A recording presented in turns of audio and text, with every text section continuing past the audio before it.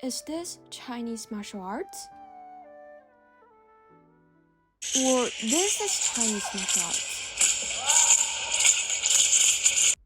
Or this one? Actually, they are all Chinese martial arts. You may say, wait, what's the difference? What about Kungfu and Wushu? Aren't they the same with Chinese martial arts? Hi guys, I'm Kashmir, who's a Chinese martial arts lover. Perhaps you're a bit confused about the question I asked a moment ago. It seems like Chinese martial arts have lots of styles and sometimes it is hard to distinguish them. So today in this video, I'm going to talk about what is Chinese martial arts and its classification. So let's start. Well, we can say that Kungfu Wushu is the same as Chinese martial arts. When someone talks about Kungfu Wushu or Chinese martial arts, he or she is referring to the specific fighting styles that have developed over centuries in China. However, the word Kungfu, it actually appears at the end of Qing Dynasty, and it particularly refers to the traditional martial arts, which mainly focus on real fights rather than training. So for me, I would like to use the word Chinese martial arts or Wushu instead of Kung Fu, since they are more general. To be honest, the concept of Chinese martial arts is always changing, since as time goes by, the human society develops and human beings perceive things differently. So that is the reason why what we call today Chinese martial arts is totally different from the ancient times.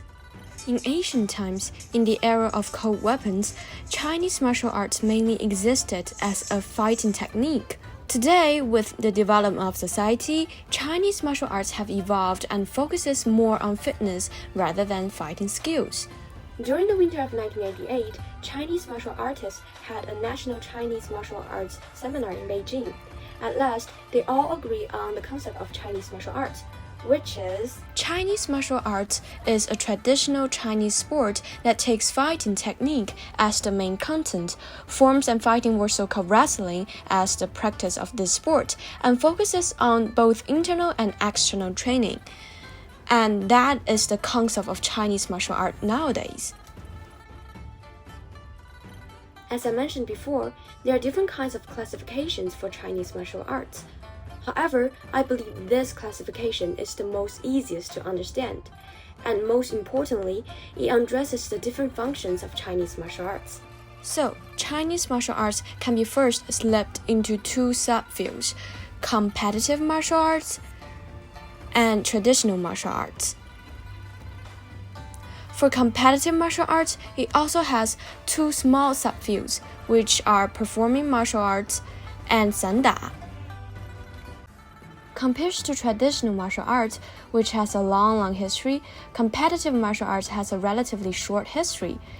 It was born in 1970s, and its goal is to fit in the modern society's sports system. For example, for performing martial arts, it has clear competition rules and scoring standards. Its total score is 10 points, and while you are performing a set of skill, if you lose your balance, like leaping, then you will get minus 0.1. Well, don't worry if you do not understand this kind of scoring system. I will further illustrate this in the next video. Speaking of traditional martial arts, it also has two small subfields. The first one is internal martial arts, and the second one is external martial arts. Internal martial arts mainly focuses on mental qi aspects. Its characteristics are slow and soft. For example, Tai Chi. While practicing Tai Chi, you do not have to use all of your strength. Rather, you have to use your thought. This is called 用意不用力 in Chinese.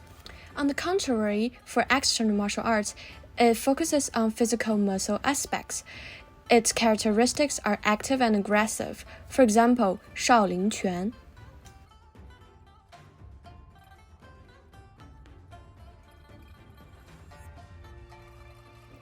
So, I have introduced to you the basic structure of Chinese martial arts.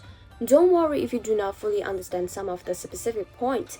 like the scoring for performing martial arts or how to use mind rather than strength in Tai Chi. I will further illustrate them in my next few videos. In this video, I just want you to know the basic structure of Chinese martial arts. So, that's all for my today's video. Don't forget to subscribe my YouTube channel and see you guys next time. Bye!